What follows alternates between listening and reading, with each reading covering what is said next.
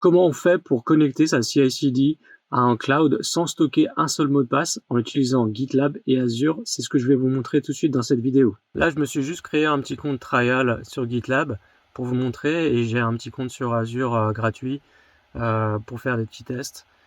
Donc je vais vous montrer comment ça marche dans mon repo que j'ai créé ici, donc qui s'appelle CI Job Token. C'est un repo que j'ai créé spécialement pour cette démo. Et donc là, on peut voir que dans ce pipeline-là, je vais juste faire un petit test pour me connecter à Azure. Donc pour ceux qui ne connaissent pas Azure, il y a une CLI, Azure CLI, qu'on peut télécharger ou qui est disponible dans une image Docker, celle-ci. Donc là, ce qu'il va faire GitLab, c'est qu'il va runner cette image Docker, donc avec la version latest d'Azure CLI. Et dedans, qu'est-ce qu'il va faire? Il va se loguer avec un service principal que j'ai créé pour la démo. Et ensuite, il fait un AZ account show, donc sans passer les détails. Bon, c'est juste une petite commande qui permet de vérifier qu'on est bien logué sur Azure, quoi. Donc une fois que je suis logué sur Azure, je vais pouvoir faire tout ce que je veux. Donc je vais pouvoir me connecter à toutes mes ressources de cloud, créer des ressources, me connecter à une VM en SSH pour lancer un script, déployer dans Kubernetes, me loguer sur une base MySQL, n'importe quoi. Donc tout est possible une fois qu'on a fait ça. Donc comment ça marche? C'est assez simple. Dans les settings de MyCI/CD, j'ai le client ID, donc ça correspond à l'ID de mon service principal dans Azure. Le tenant ID, c'est l'ID de mon tenant dans Azure. Et ensuite c'est tout. Voilà, ces deux trucs-là. Donc, qu'est-ce que j'ai dû faire avant de faire fonctionner la démo? J'ai dû créer une app registration dans Azure. Bon, ça, je l'ai fait pareil en ligne de commande. Et donc, on peut la voir ici. Donc, ça se voit en fait quand vous allez, on va repartir du début, mais si vous allez dans Microsoft Entra ID et dans App Registrations, là, vous voyez GitLab OIDC, ça c'est l'app que j'ai créée. Et si on va dans Certificates and Secrets, on voit que j'ai créé une Federated Credentials. Alors ça, qu'est-ce que ça permet de faire?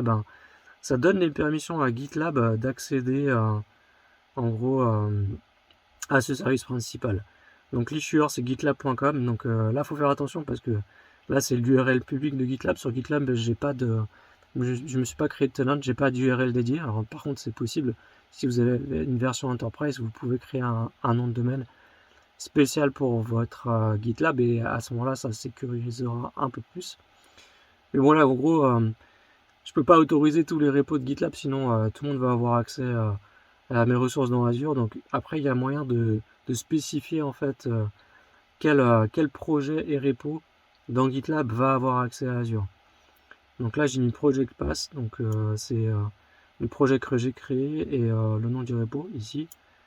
Et ensuite, on peut filtrer un peu plus en fait qui va avoir accès à Azure. Donc on peut mettre des filtres par branche. Et il y a plein d'autres filtres qu'on peut faire, mais là, ce que j'ai fait, c'est que j'ai autorisé que la branche main de ce repo-là, dans mon projet GitLab, à accéder à Azure. Donc ensuite, j'ai dû donner les permissions dans Azure à mon service principal. Mon service principal, il s'appelle GitLab OEDC, on le voit ici. Et il a les permissions de read sur la subscription, donc il peut lire toutes les ressources, donc il peut pas modifier, mais bon, il suffit de lui donner un peu plus de permissions ou des permissions un peu plus fines, et là on peut faire des trucs vraiment amusants. Donc on peut piloter toutes les ressources dans Azure depuis GitLab. Et donc ça, j'ai pu le faire sans stocker un seul mot de passe dans ma CI/CD.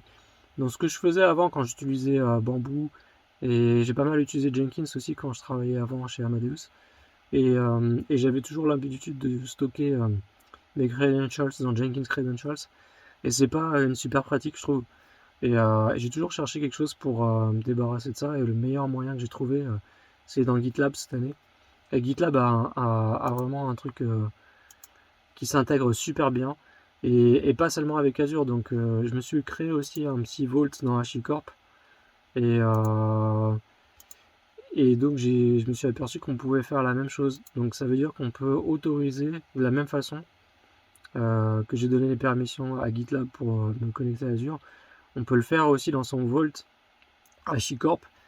Et du coup, ça permet d'accéder à ces secrets. Et une fois qu'on a les secrets, on va pouvoir se connecter à d'autres ressources. Donc si vous ne voulez pas utiliser les services principaux dans Azure, c'est tout à fait possible de créer des secrets dans Azure, de les stocker dans HashiCorp, dans HashiVault, et d'autoriser HashiVault à se connecter depuis votre instance GitLab. Et à ce moment-là, votre GitLab peut récupérer des secrets comme ça. Et donc vous n'avez plus du tout besoin de stocker vos secrets dans les variables en key value comme ça dans GitLab. Donc là j'en ai, mais c'est pas des secrets. Donc là c'est juste mon client ID et mon tenant ID, c'est pas des secrets, c'est juste des identifiants de connexion. Et donc il n'y a pas de souci. Donc là j'ai une CI/CD où j'ai stocké absolument 0 secret dans mes variables. Et ça c'est vraiment super puissant. Comment ça marche? Eh ben GitLab il va générer un token OIDC. Ici en fait il y a une variable d'environnement $GitLab OIDC token. Et là-dedans, ça va être ça ressemble à un token JWT. D'ailleurs, pour HashiCorp, c'est un token JWT. Donc dedans, c'est un bloc de JSON qui va serialiser dans une string, qui va injecter dans la variable. Et ce bloc de JSON, il va contenir plein d'informations. Donc il va pas d'informations secrètes, mais des informations sur votre repo. Donc quel est le project path, le repo ID, quelle est la branche, etc. Il va envoyer ça dans votre variable d'environnement et il va la signer avec sa clé privée. Et Azure va vérifier donc ici dans Federation Credentials, en fait il va pouvoir récupérer la clé publique de GitLab et il va pouvoir vérifier que le token a bien été signé par l'autorité GitLab. Donc c'est comme ça que ça marche. Et donc avec cette méthode, eh ben, il y a toute l'authentification est faite sans secret. Et ça c'est vraiment quelque chose que je trouve de super puissant.